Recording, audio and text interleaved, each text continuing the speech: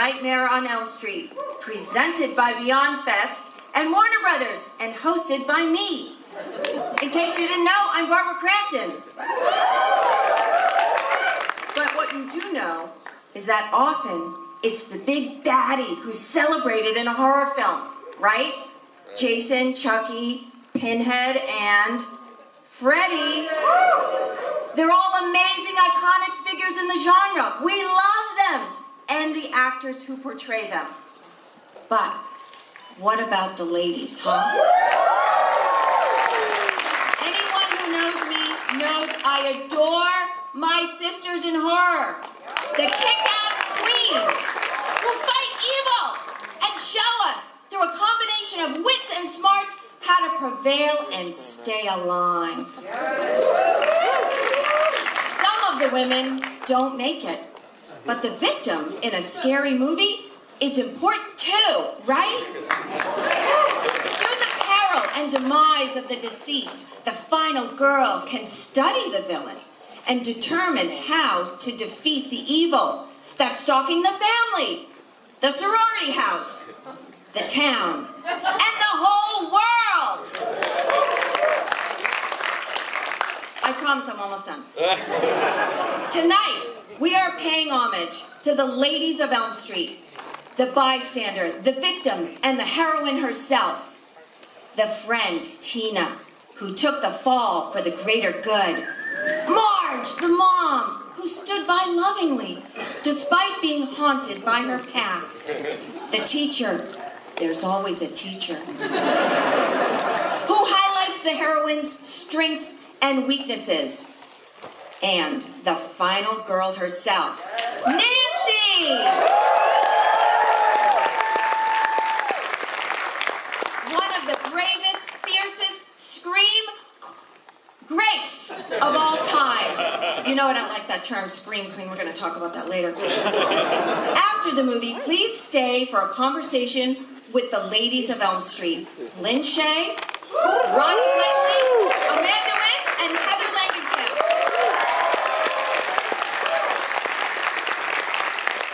Enjoy the film, and whatever you do, don't fall asleep.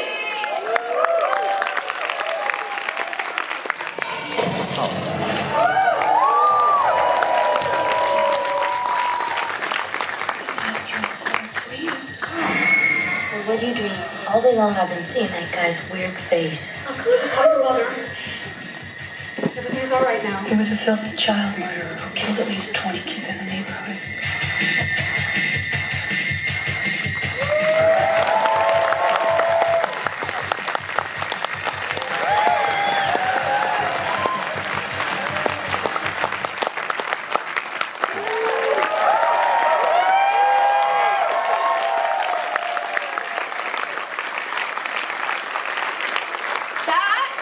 Amazing movie.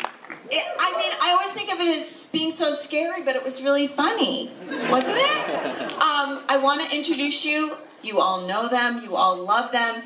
To the ladies of Elm Street. Ronee, Blakley, Amanda Wyss, Lynn Shaye, and Heather Langenkamp.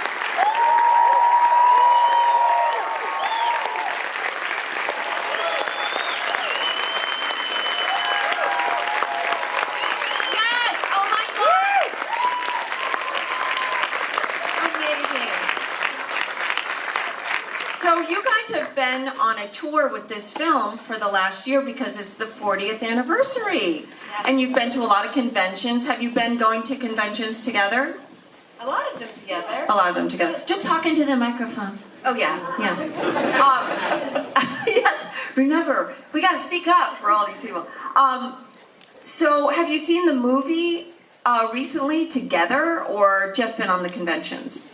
I had a chance to see it in Kansas City at Panic Fest, which was a film festival, and they showed it, and I saw it for the first time in many, many years. So I was looking for new things tonight. I saw something new tonight, and it's thrilling when I see something new. What did you see that was new? So, when Amanda and Rod are in bed, when he turns over, he says, "You don't have a," what is he like? Everybody has bad dreams or something once in a while. and he turns over and there's a red and green sheet goes over his body. Oh. I never noticed that. Did you guys? No. I'm amazed by that. I've never seen it before. What I noticed is you all look so young and beautiful and so like you're all babies. It's so adorable to see. No, we were so young. It's crazy. I didn't remember it being that funny. But the thing is, it's the humor which accentuates everything else, and I think that's really clever, and I'm sure that was very well thought out by Wes Craven and Bob Shaye. I mean, they understood the juxtaposition that makes horror really horror. Well, I think when you're watching it at home, like I don't laugh at home, but I was laughing along with all of you, and I've seen the movie a number of times, but it does always really scare me still, you know? I was very scared. Right? I mean, come on. It's scary. And so Right. how did you all get cast in the film? Well, I just, my agent gave me an audition to attend, and it was in a very bad neighborhood of Hollywood. And I remember putting the club on my really old car because I was afraid it was going to get stolen. And we get to, it was like a second-story office, upstairs, some rickety stairs, and there was not a stitch of furniture in the room. It was just a little desk where the casting director had a desk, and then we just all sat on the floor. They gave us the sides, which was just 2 pages of dialogue, which was Nancy's in the scene with Tina, and that's the scene that we read. And I thought I did pretty well, but I'd never really seen a horror movie. Really, I saw Burnt Offerings when I was 12, and I'd seen snippets of The Exorcist maybe, but I didn't really know what I was in for. That's for sure. Yeah, and the scenes were all like teenage movies, right? It was like a teenager movie about relationships or something. I didn't know what it was going to be about. Right. And Amanda, I know you told me a story earlier about how you got your role. Well, when all the young girls read for the part of Nancy, or at least I read for Nancy, and I was like, yes. And then when I got called back, it was for Tina, and I was like, what did I do? What did I do wrong? Why can't I be a Nancy? Why can't I be Nancy? But when we got called back, he had paired me with Heather and Johnny and Nick, and we all kind of improvised that sleepover scene. We read the lines, but he had us kind of play with it a little bit. And then... Well, I was sitting on your left, and you were sitting on my right, and we did that scene where we're talking about, you dreamed about the same creep I did, and I remember I went, and I think Russ really liked it. So then, he's like, well, congratulations, you've got the part. And we were both like, what? Yeah, well, he told you. Never happened. He told you right there. Right there. Yeah. It was so exciting. That's very rare. So very rare. wonderful. It's never happened again. No, I know, right? When you're in the room and they go, you got the part! That never happens, yeah. Never happens. And Lynn, how about you? Well, You might have known somebody. I have a family member who is actually, Bob Shaye has more great stories about it than I do, because Wes came to my brother's company. New Line was a very young company at the time, and they had done a movie called Stunts with Robert Forster and a woman named Fiona Lewis. There's a very nice movie. It was not that great received, but that was the only thing they had ever done in production, because it was originally a distribution company. So when Wes brought this movie to Bob, Bob just said, yeah, let's just make it. So it was really a first for both of them. And of course, I'm Bob Shaye's little sister. So not so little anymore, but it was he said to Wes, put my sister in your movie. And it was funny, I had a relationship with my brother. He used to sort of belittle me a little bit whenever he'd introduce me. He'd say, this is my sister Linda, because my real name is Linda. This is my sister Linda. She wants to be an actress. And then I found out later that he actually was quite respectful of me to other people when I wasn't around. He basically said to Wes, let's put my sister in the movie. And there was the teacher, who to this day has no name. But I didn't take that as a bad thing. You were very memorable. As soon as you came up on the screen, everybody clapped for you. Oh, I heard it. I really appreciate it. It was the only Shakespeare I ever learned. In a horror film. And the truth of the matter is, if you do your best with everything you're given, good things will happen. That's for everybody to remember. Mm-hmm. Yeah, that's good. I always thought that passage was from Hamlet, but it's actually Julius Caesar. It's Julius Caesar. And I've been wrong for 40 years. And Ronnie, how about for you? Well, Barbara, I got the role when I was living in New York at the Alcott Hotel with Anita Lucioni, who had been the secretary of my former husband, Wim Wenders. She was at that time then the secretary to Wes Craven and Bob Shaye, and she said to me that she thought that the movie that she was working on there at the office might have a good role for me. So she set me up with an appointment, and I went in and I met with Wes, and he said, yes, Ronnie, I'd love to have you, but you're too young. And I said, well, actually, Wes, I'm not. Because if they went to college and if they got married right out of college and had Nancy, then I was actually 39 years old, or 38, just about to be 39. And so I was actually the right age. So I said, and I can play a little older. And he said, okay. Just like that. That was very Wes. Wes was very colloquial. He didn't mince words. He was very generous of spirit always, too, with everybody. He was an amazing, amazing man. Very, very greatly missed still. Yeah. He's here somewhere. So do you all have like a special memory from the movie about Wes that you could share? Well, I can say that we were talking earlier how Wes, you can tell, part of the allure of Nancy as the final girl is that there's a lot of modesty around her character. The shot where I changed my shirt, is like very modest, and he was a very modest person, so I respected that a lot, and I personally was very similar to him. And so when it came time to do the rehearsal, or if we even had a rehearsal, for the kissing with Johnny, he was so embarrassed. It was not anything that he wanted to dwell on or anything, so we really didn't even get a chance to practice our kissing and in rehearsal. And so every time I see the movie, when we're in the backyard at Tina's house and we have this really awkward kiss, it drives me nuts. I'm like, I wish Wes would have because he let us rehearse a little bit more. He didn't want you to even go farther than the kissing. It was like, that's enough. Yeah, we didn't even practice it. He's like, you guys can just do it on the tape. We're like, okay. But He kissing. completely underplayed your sexuality. He underplayed it, but because I think he personally, that's not what he wanted the movie to be about, obviously. And but also, kissing on screen is extremely complicated. And you have to have the who's right gonna angle. go left, who's going to go right, where's the camera? I know. And noses, they get in the way. So I really regret that. I say one thing. I think it's very interesting that Wes, being this very kind of shy guy, and he really was. He was very proper and very religious, I think, at one point. And he was a very interesting man. But the horror that he's able.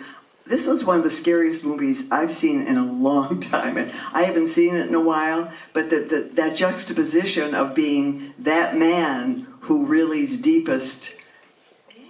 Who has this violence inside of him in some way. I mean that's got to be where that comes from. It was really the violence in this movie I had forgotten. It's startling and really, I thought, really scary. Well, I was scared. Yeah. I was scared. I always think that horror fans are the most self-actualized people because we work out our fears.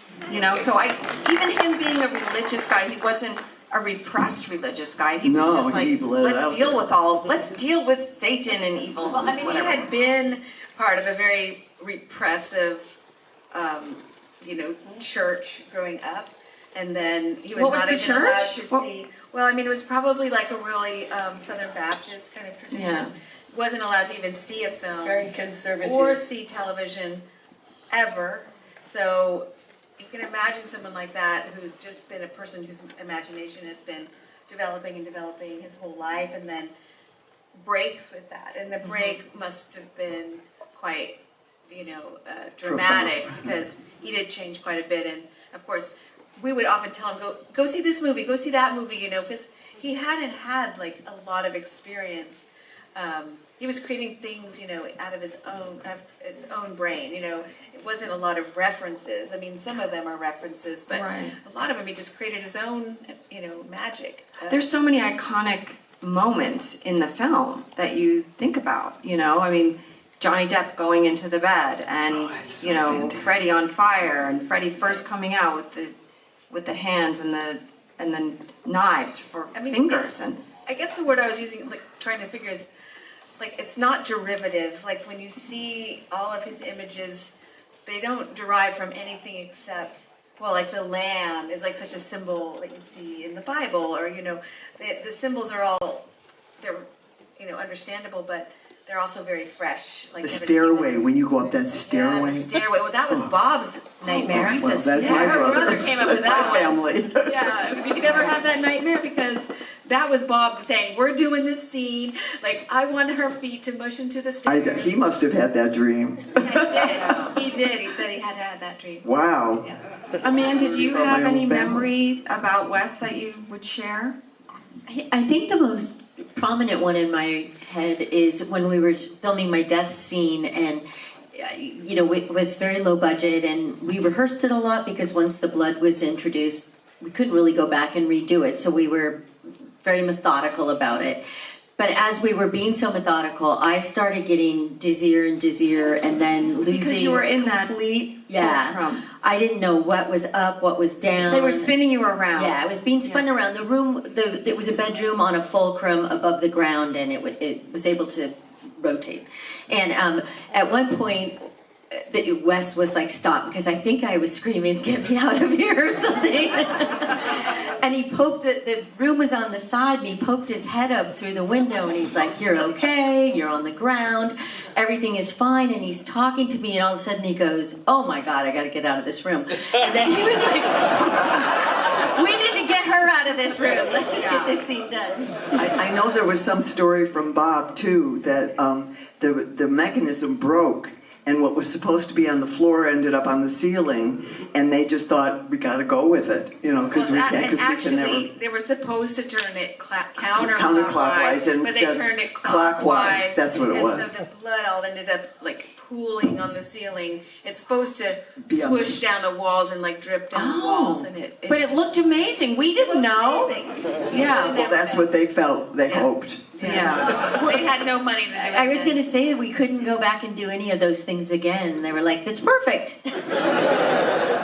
And yes, do you want to say something? Well, there were so many things, but one is that when we had the furnace scene between me and Heather, where Marge takes out the claws from the furnace, that day, as I recall, Wes was so sensitive and had the set be super quiet, and there were some suits there because there was a funding problem. There was a question of whether or not we would have enough money to continue, and whether or not the insurance, I think that was the big thing, was the insurance bond was at stake. And anyway, so they were there that day, so I felt a certain amount of pressure from that.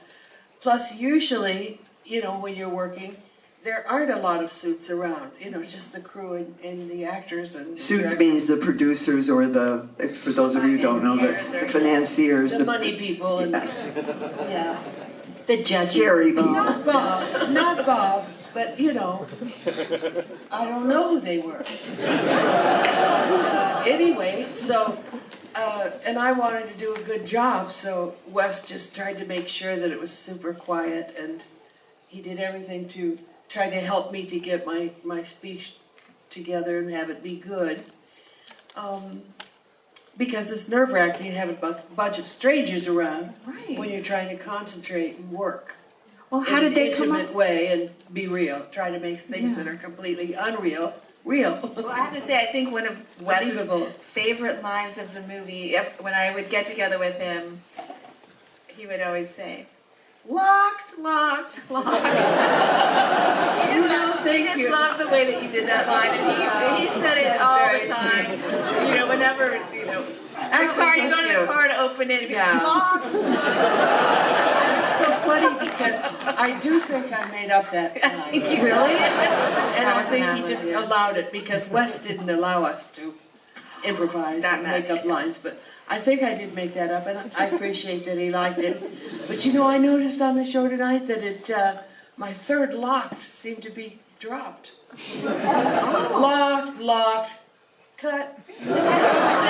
It was soft. I noticed that several lines seemed to kind of fade down too quickly. I don't know if it's the mixer. I noticed that. Oh yeah, and they cut the furnace.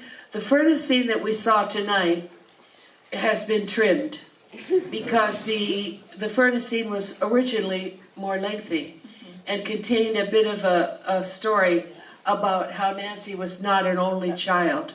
She had once had a brother, who had been killed by Freddie. Oh. And that Tina, Rod, and Glenn too had other siblings All the that had other- all the been other killed. kids So that all was had- like an important piece of. we think that's important, so among us, we miss that little piece. Well, because it also explained, in a way, all the broken families and the Yeah, drinking and all explains these so things much. with the parents because they'd each lost a child. So, when the editing team was put together to trim the film for television for length, so that it would fit into the time slot, including commercials, they trimmed those couple of lines, and some of us would like to see that back in there because it makes it a better story.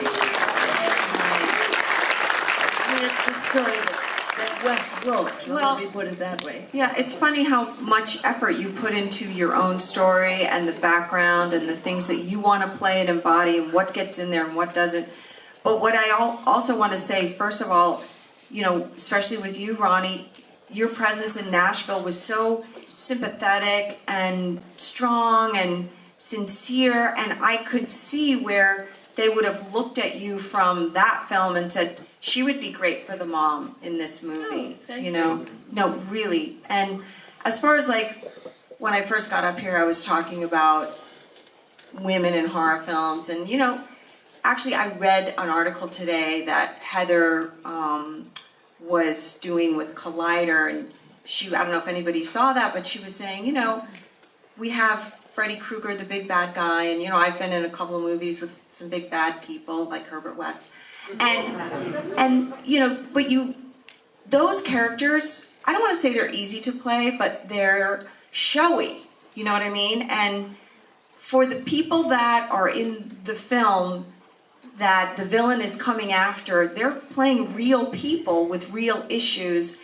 and deep and complicated, layered performances have to come out of these women, especially in this movie.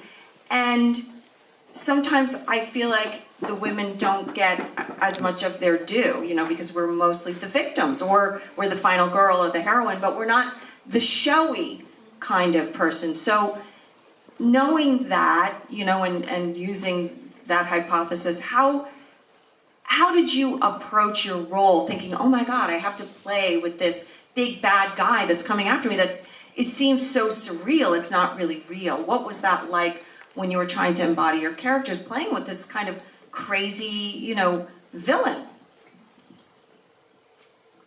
I think that when I read the script and I saw the part of Nancy, I really thought she was kind of like a Hercules. Like, she just had these trials, one after another, and she just was going to keep fighting, whether it's, the Hydra or whatever it is. She had the Gordian knot. Like, you have all these things that you have to solve. And I felt in those days there was still the possibility that the hero of the movie would become the celebrated character. I didn't realize, and I hadn't really seen a movie where, like even with The Exorcist, the evil, the evil devil is not really what everyone celebrates. Everyone still is celebrating The Exorcist and Linda Blair.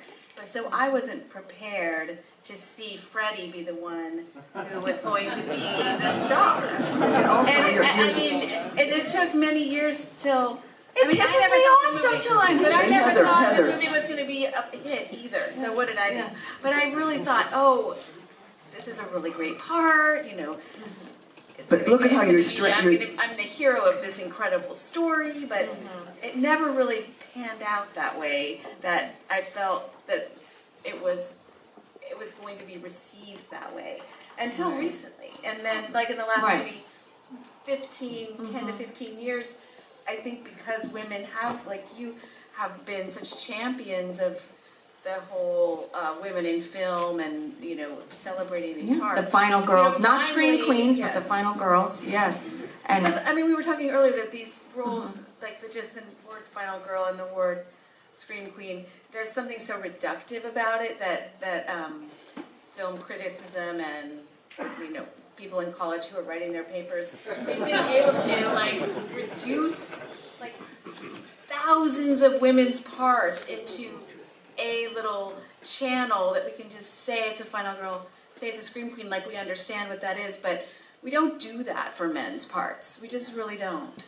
I just have one thing to say about your performance. For me, you see the young girl's strength build and build and build. No, but it becomes, at the end, your power. I mean, I've watched that evolution right in that performance, which is what I thought was so beautiful. You're totally different. You become a woman in the movie. I mean, you see this coming, and you do it so beautifully, and so it is convincing, because that's who you are. Wes charted that whole thing, and we often talked about that on the set. Just where are we now? Where is? But you see yourself. What's You happening? see. With Nancy. yeah, because you still You shot emerge, everything you emerge out as of a order. really powerful woman at the end of the movie. Yeah, and she does all that athletic stuff with all the traps at the end. Yeah. That's fantastic. We love the traps. And then for, you other ladies, in playing, the victim or whoever, the teacher, we're all parts of the bigger story, so you have to think about, as actors, how do I fit into this story? How am I going to approach my role, to kind of showcase the embodiment of, lots of different things within this horrible event that's been taking place over a number of days. My favorite moment is when I hit him on the head with a pencil. Did you ask that actor if you could hit him on the head with the pencil? No, I didn't. I did think so. It was a perfect moment, though. That was my moment. Yeah, that's great. But I wasn't kidding when I said the teacher is in a lot of, these movies of the 80s and, a lot of kids, because you want to see the kid in their natural environment in school and how do they act with their peers. And, you have an episode of falling asleep in the school, and how does that affect you, and you see how all the other students and your friends are reacting to you, and that was an important moment. And what Wes is so wonderful in how the grown-ups are not one-dimensional. They have so much personality. And Lynn is so sympathetic to Nancy. You give me this one look that's like, you feel so sorry for me for what I've been enduring, and yet here I am in school. And there's just this look you give me kind of standing from behind. And I just think Wes wanted the adults to have lots of sympathetic moments, as well as, where you're gonna need your pass, that funny line too, right? So. Thank you, I didn't Yeah. know I did that. And what about for you, Amanda?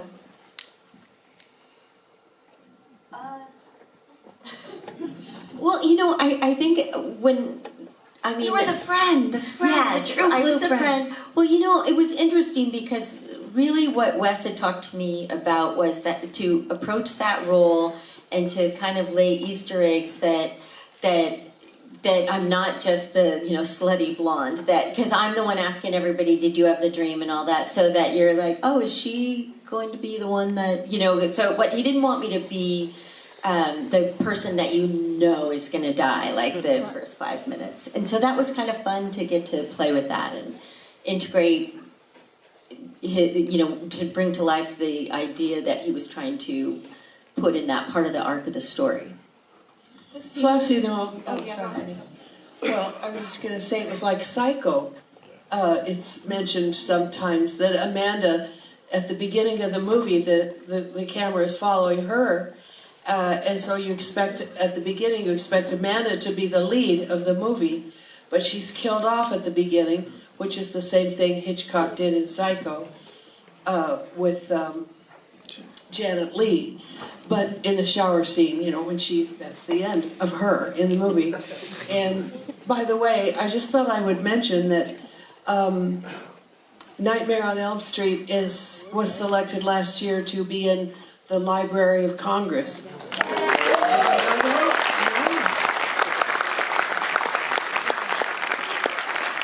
wanted to mention Amanda's scene when she's walking to find Freddie in her first dream. Not the first dream, but when you wake up and you go and the tooth is in the window. That scene has so much suspense. And did Wes ever tell you to walk slower or walk faster or things like that? Or how did you get that pacing? It's so scary. He was always telling me to walk slower, and I kind of cringe when I see it. But in the alley or anywhere where I was running, he would say, act as what you're feeling is you're not getting anywhere. So it had to be kind of slower, which is really hard to do, or it was hard for me then. And so my arms are flailing a bit, but he did talk about that, and I think it works because it does something, I think, unconsciously that I'm running at half speed, but yeah, walking to the window. Well, what I noticed tonight, because I actually haven't seen this movie that many times, and this is one of the last time I saw it was with you in Chicago with Ronee, was that more than horror, this was really almost like a thriller. It was so suspenseful through the whole thing. It was a lot more like walking into places and innuendo of things that were going to happen. I hadn't noticed that before. So, you go to conventions and you have a lot of fans, old and new, that come up to you and talk about the film. And is there anything that you notice from the younger people?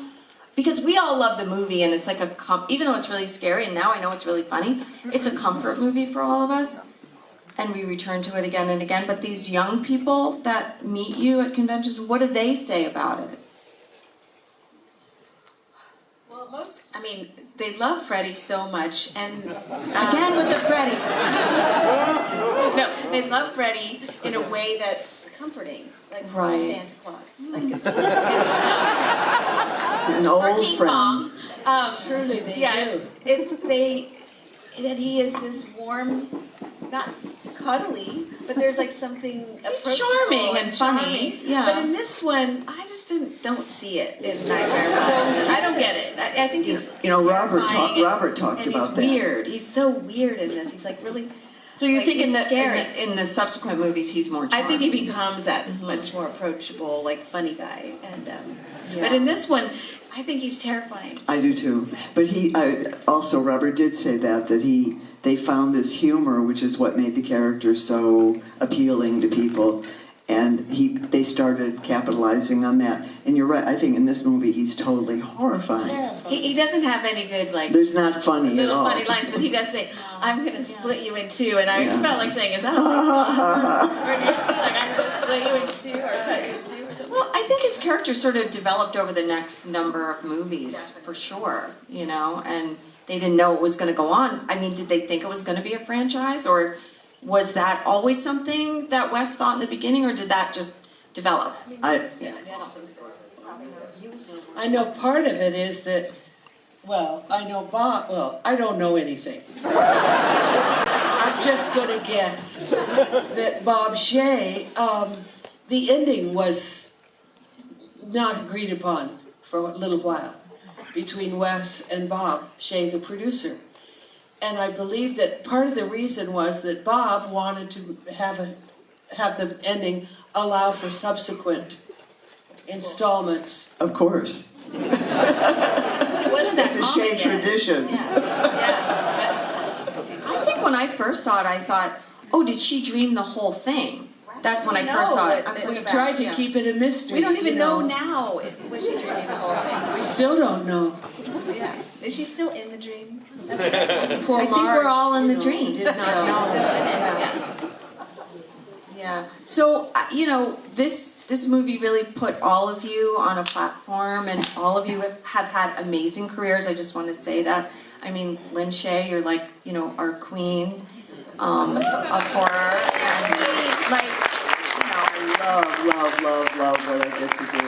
love seeing you pop up all the time. And Amanda, I said this to you earlier today. I feel like Amanda is a journeywoman actress because she's been working steadily for 35 years, like television, movies, whatever.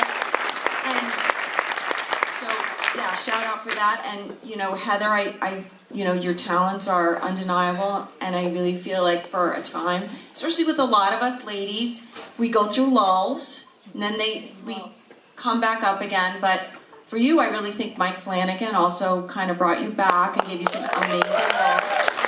And we're all looking forward to seeing The Life of Chuck soon, right? Like might not be for a little while. Really? No, but I heard it just got bought by somebody. It got bought, but it looks like next year. Oh, darn it. Have to wait. I know, darn it. Darn it. And Ronnie, you've been working on music and other things, and you are a producer and a writer. And do you want to tell us a little bit about the stuff you've been working on, or doing, or have done, or the stuff you're most proud of? I did venture into filmmaking myself, and I made 2 features. The first one is called I Played It For You, and it opened at the Biennale Festival in Venice many years ago. Thank you. And it starred me and my former husband, Wim Wenders, and it's a music docudrama. And there's been some interest recently. Criterion mentioned trying to, you know, get it out there. And so I'm looking forward very much to seeing if there is any interest in screening it and getting it back out there. My second film is probably not going to be seen because it was so political that when I finished it became something that I thought was frightening, which was that I started it because, do you remember when the 16-year-olds in the Middle East were suiciding themselves? They were blowing themselves up. This is, 10 years ago, maybe 12. And I thought, we would stop that, because if the children in the United States were doing that, we would not permit it to just go on and on. We would put a stop to it. So I wrote something and shot it with my daughter in the leading role, playing an LA high school student who then was an ardent militant feminist, and then she made some arrangement with a French businessman who was an arms dealer, and she ended up, she was a poet, and she ended up blowing up a location and herself. So this is, and her father was played by a clown, played by a friend of mine. So it had a slightly, it had a surrealistic edge, a Fellini-esque touch. La Strada. So anyway, at the time that I finished it, all of a sudden people were getting blown up, such as Van Gogh in the Netherlands. He had made a film in which Muhammad was illustrated, and they felt it was a cartoon, and they killed him, whoever they is. It's just I didn't want anybody to be injured, and I literally got worried about my actors and whether or not it was even safe to have it be seen. So I don't think that's going to be seen. Well, on that note, can I just bring the energy back up a little bit? And then, I want to ask ask you all, what's your favorite horror movie that's not this one? Jaws. Jaws. Saw? Wait, Jaws.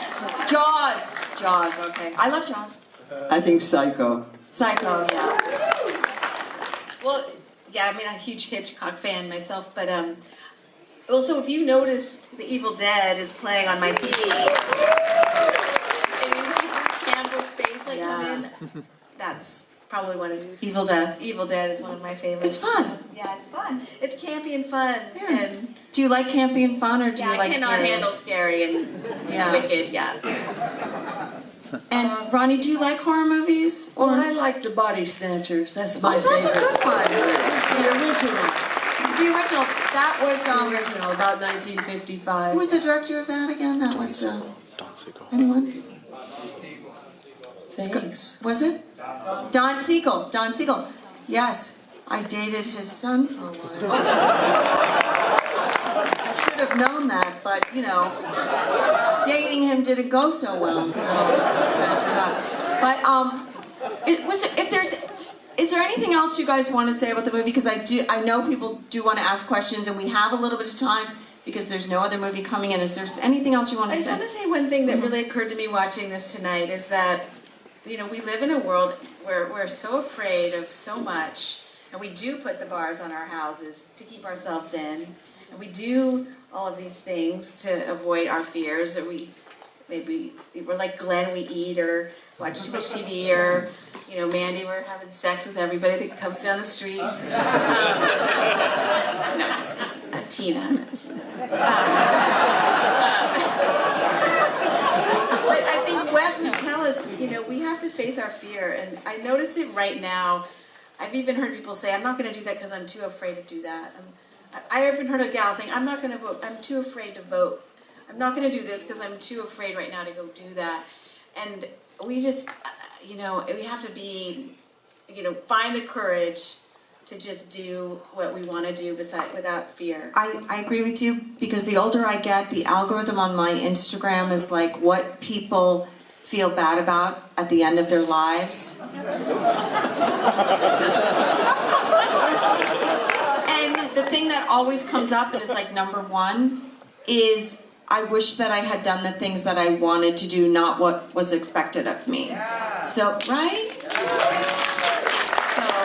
I just feel like we're in a moment of a lot of fear. Fear makes a lot of money for The other election people, like and all that. people who sell bars for your windows. Like they're all making a lot of profit off of us being fearful, and I do think that was one of Wes's biggest messages to take home, is that you have to face your fear. He doesn't want, you know, not to be fearless, because that's not realistic, but to actually face your fear and figure out how to go, maybe not right at it, maybe you go around it, maybe you educate yourself first, but that I just see people receding into their fears, and it makes me, as someone who played someone, you know, who had to, you know, You're here to overcome lift these us great up. fears. Show us the way, Heather. I'm not a good, don't follow me, but I just feel like that movie tonight, that's what it was telling me. Like every scene, I just said, oh, it's just telling me to be more courageous and to be more like proactive in facing my fears that I have. We all have them. That's a good message. Yeah, thank you for that. You were coming for a movie, and then you got a little self-help. Does anybody else have anything they want to say before we open it up? Well, I would just say thank you, because it has been, you know, in the beginning, we were talking earlier at dinner earlier today, and I told everybody how when I had the script, and it was a scary movie, and it was a bloody movie, but that I thought it would be a hit. And then I was telling the story how I took my mother, a conservative lady from Idaho, I took her to Palm Springs and gave her this, sitting around the pool, gave her the script to read ahead of me doing it. Because I knew it would be hard for her to accept, but I wanted her to accept it and not have it become a terrible thing. And so she read it, and she said, are you going to do it? And I said, yes. And I said, I think it's going to be a hit. So there's that original instinct that I had that caused me to take it. I thought it was plus I thought Marge was a very interesting and wonderful role. And I just, even though I thought it was going to be a hit, I didn't have any idea, and no one could have known how big a hit, that it was going to spawn $1 billion franchise, and that 40 years later, third generation and fourth generation people would be coming to see us when we go to sign autographs at festivals. It's such an honor to have the people come to see us. So I am and everyone else is very grateful for that. And it's like a gift. And the fact that it was finally recognized by the Library of Congress just is like a fantastic thing for Wyss. I only wish he could have lived to see that, because he almost single-handedly with Bob, and Sarah Risher was helpful in producing also, assisted to Bob. But just that they, this small, tiny group of people were able to create this incredible cultural phenomenon, and then we are a part of that. And that's a wonderful thing about art. I believe that it is a work of art, and I watched it tonight, and I believe it even more. I believe it was a very, very beautiful, complex work, and I'm happy to be a part of it.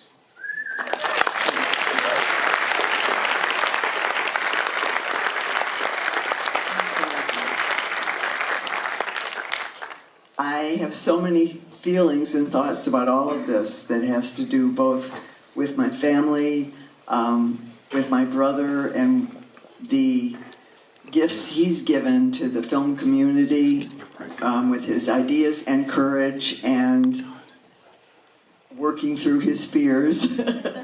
and I also just want to thank all of you who are the fans of what was created and who made this evening possible.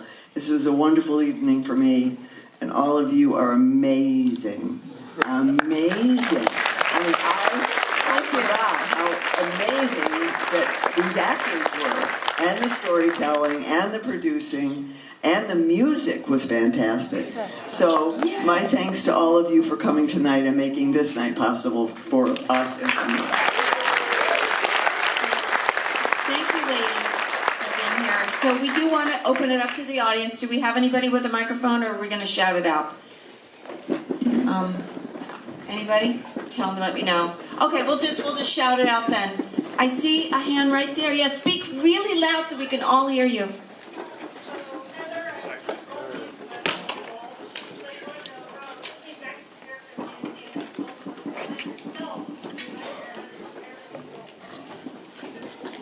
Wyss again had written such a great script for New Nightmare, but it scared me a lot to play myself, and I felt I had to ask like literally everyone in my life if they were okay with it, because I have a lot of people in my life named Langenkamp, and I thought, oh gosh, they're all gonna get like pegged with this crazy character, and people are gonna ask them so many questions, and it's one thing to try to maintain your privacy as an actor. It's another thing when your sister, your brother, your auntie, like, kind of pretends to be a member of the, that family. It was very complicated, and I ended up coming to terms with it and putting a Heather version on the screen that worked for Wyss. She's not totally like me, but it worked for the film, and I think it's a very successful story, and I love that movie so much. So it was hard to do, but I got around it and I figured it out, and we had a great time doing it. Yes? Is there anything else left on the cutting room floor, so to speak, like the symbols that we She's asking is there anything else left on the cutting room floor that hasn't been mentioned?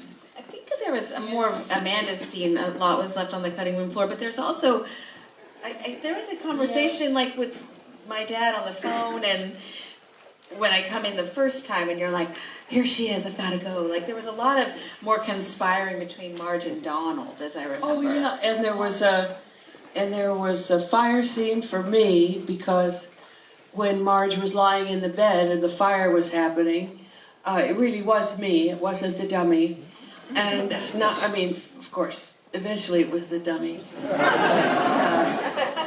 Originally it was me, and it was, I was working so close to the flame that it got disqualified by the, well, I heard that it was Screen Actors Guild that said that actors are not allowed to work that close to the flame. So I was hopping around all those Against the flames. rules. People were hopping up those stairs. That's right. And Tony, the stuntman, he could see when he had on his suit. You know, it's dangerous, but he's a stuntman, so he's allowed to do that. But as an actor, I wasn't supposed to be that close.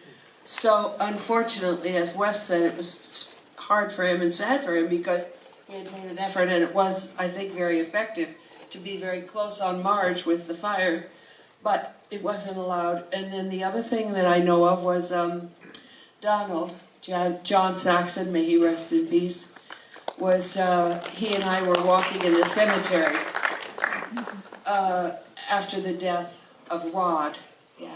Yeah, and I love that scene.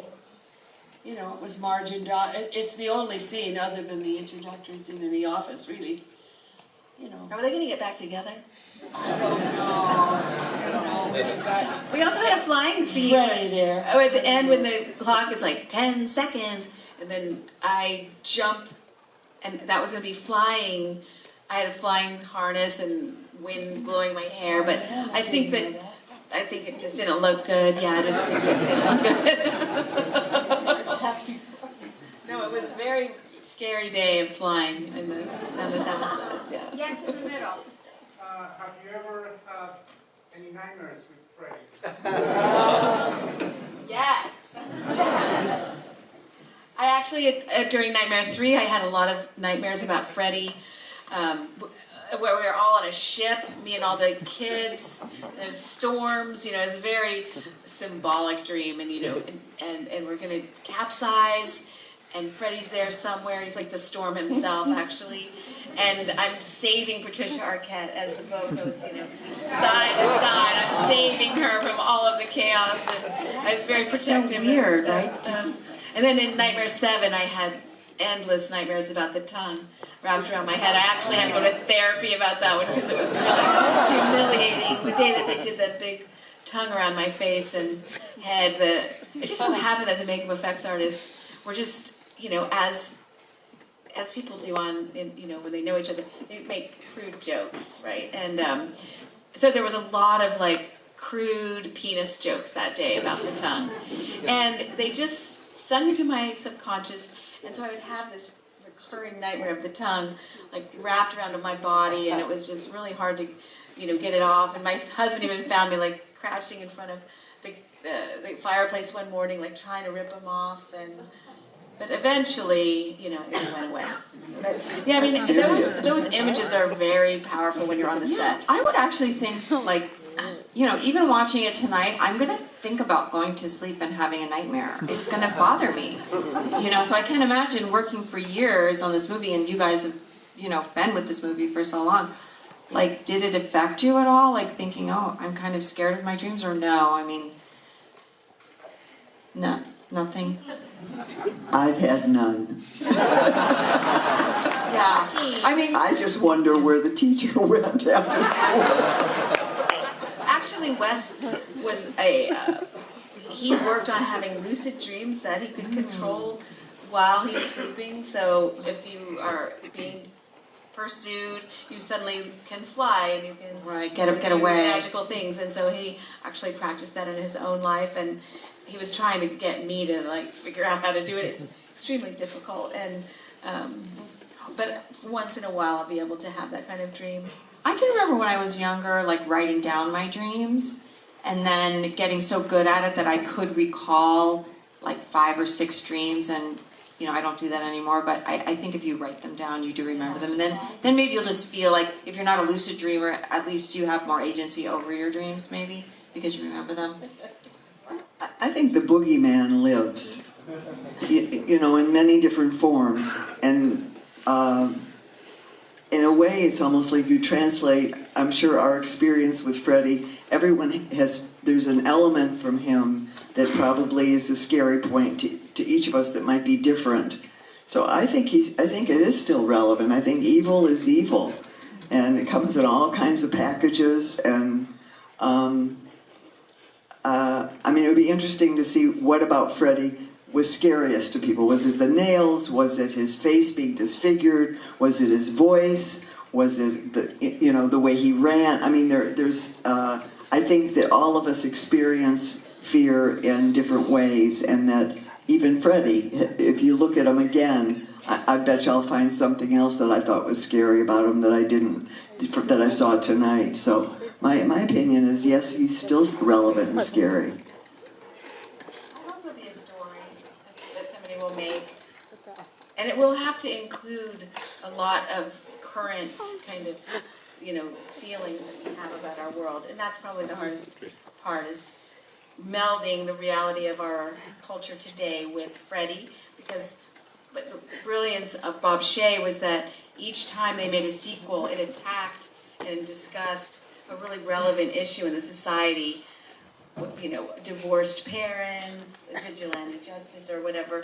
But then it moved forward, through all 7 movies, and they're always an issue kind of at the heart that is really pertinent. And so I'd really like to know, when it does happen, if it does. Yeah, has there ever been any, I mean, Wyss is not here, but has there ever been any talk about another movie?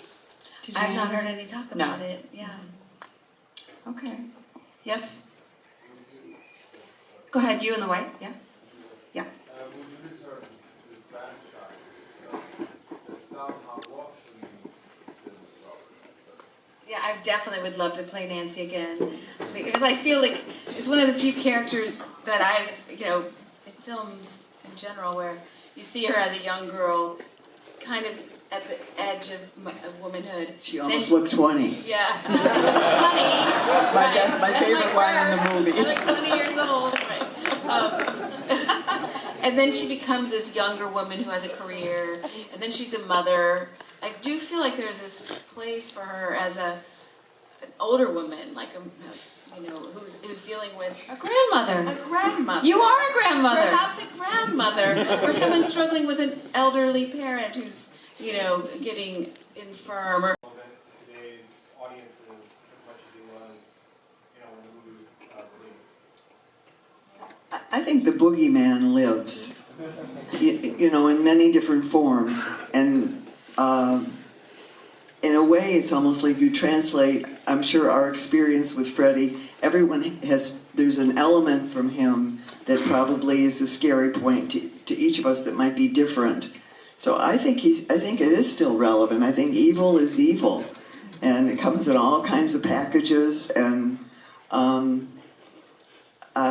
mean, it would be interesting to see what about Freddie was scariest to people. Was it the nails? Was it his face being disfigured? Was it his voice? Was it the way he ran? I mean, there's I think that all of us experience fear in different ways, and that even Freddie, if you look at him again, I bet you I'll find something else that I thought was scary about him that I didn't, that I saw tonight. So my opinion is yes, he's still relevant and scary. I hope it'll be a story that somebody will make, and it will have to include a lot of current kind of, feelings that we have about our world, and that's probably the hardest part, is melding the reality of our culture today with Freddie, because but the brilliance of Bob Shaye was that each time they made a sequel, it attacked and discussed a really relevant issue in the society, divorced parents, vigilante justice, or whatever. But then it moved forward, through all 7 movies, and they're always an issue kind of at the heart that is really pertinent. And so I'd really like to know, when it does happen, if it does. Yeah, has there ever been any, I mean, Wyss is not here, but has there ever been any talk about another movie? I've not heard any talk about it, yeah. Okay. Yes? Go ahead, you in the white, yeah? Yeah. Would you return to the franchise that somehow was the new Yeah, I definitely would love to play Nancy again, because I feel like it's one of the few characters that I've, in films in general, where you see her as a young girl, kind of at the edge of womanhood. She almost looked 20. Yeah. Funny. That's my favorite line in the movie. I'm like 20 years old. Right. And then she becomes this younger woman who has a career, and then she's a mother. I do feel like there's this place for her as an older woman, like who's dealing with A grandmother. a grandmother. You are a grandmother. Perhaps a grandmother, or someone struggling with an elderly parent who's, getting infirm, or there's a lot of scary things that go on as you get older, and I think that there'd be a lot of things to play I don't on. think the story ends just because you get to a certain age, It's like it continues on. Dreams. I would love to do another one. Yeah. Going to play this kind of a girl, then she was a girl. Like, I just see so many girls who were like this on any playground. Like, it's the girls who are jumping off the top of the jungle gym, and they're the ones like taking the jump off the swing. Like, they're really daring. Like, girls are really like that. And Wyss just kind of just highlighted how girls already are, and that's why the whole term "final girl" is hard for me, because it's like there's kids everywhere who are like that, There's retiring kids who are shy, and then there's strong, brave kids who will do anything, and it doesn't have anything to do with your gender. It's just the kind of personality. Well, it comes that from the you have. writing. So it comes from somebody. It comes from somebody who's. But we have to kind of get, into it. in the women's liberation movement, which Wyss was obviously like really wrapped up in, because he was a young person when he was watching all the gender roles change. It wasn't until he had a daughter who is incredibly strong. If you've never seen Jessica Craven, go to TikTok and watch her. She's like the strongest woman that you've probably ever met, because when he had a daughter, he realized maybe we've been doing this all wrong. Maybe we don't write parts anymore where women fall down anymore. Maybe we just write parts about women, and we just find people to play them who will play them realistically. But I don't think that he ever asked me, like, well, will you jump off a roof, or would you do this, or would you do that? He never asked me if I was brave or anything, so I never felt I had to be. But he cast you. But yeah, he would say, we're going to catch everything on fire today, and we're going to do this, and He did. He saw, like what you're saying, Ronnie. He saw something in you, for sure. Yeah, but he Put that never asked me together. one question. I mean, we just had this one day where we sat side by side. I mean, it's just crazy. I just don't know. But he had great instincts, because look at the way the whole movie is going. Also, you have the best hair I ever saw. I know. That We're all was jealous of why. your That hair. was what got him. Yeah. No, seriously. Well, if we're gonna, end on that a little, I don't know if anybody else has a question, but, again, bringing it back to women in horror, and, back in the 80s, I did some movies too that I feel like the roles that were written for me also had agency. There was things for me to do, and I wasn't just a victim, and I wasn't just falling down. I mean, my characters were smart, and I really appreciate the writers that do that for women and did do that in the 80s, because there's a lot of women in the 80s that are scream queens that just didn't fare as well. They were just the naked girl, or the person who was, being defiled or whatever, and they didn't, and they were victims, and they died, and they didn't come back from that, and you didn't feel that they did have some strength to them. There was a lot of women written like that, but I don't think we do that anymore. I don't think so. No, I don't think we can get away with that anymore. Because we are people, as you say. We're just all people. I mean, if anything, they write those parts for boys and men now. Like, a lot of the characters who don't have any agency and It's don't flipped have a a lot little of bit. power It's are like flipped a little sometimes the male characters. I think that's probably true too. Well, And it seems like it's flipped around a little bit. The whole thing where gender has become a very important topic right now, where people are feeling more free about expressing their sexuality, if they want to change their sexuality, if they want to mingle their sexualities. And I think that's a very, very wonderful addition to our culture and to our civilization even. I mean, it really is. people have lived under the covers for so long about what they're supposed to. The girl with the ribbons. You know, my mom too. She would dress me up with ribbons and little skirts and things, and I thought, this is shitty. That too. You know, I became a cowboy. Yeah. No, but I mean that you have the freedom now to really explore who you really and truly are and what you really and truly want. That's the best part for me about our society right now. There's a lot you could flush down the toilet, but anyway, I love seeing kids. You see that the change in them too. The little girls don't have to be just little girls. You know, they can express themselves, and there's so much of that in your character, which I think makes the movie so powerful. Yeah. You know, you just finally go, I'm not gonna put up with this anymore. I'm not gonna take it anymore. Thank you. Yeah, okay, I just want to thank Beyond Fest and Nicole, my friend, Nicole I can't even say that. I can't even say it because She took off her friend's controversy. Nicole McControversy. Stop saying it, Barbara. Anyway, I just thank you, and thank you guys for asking us to do this panel with all the women from Elm Street. It's really special.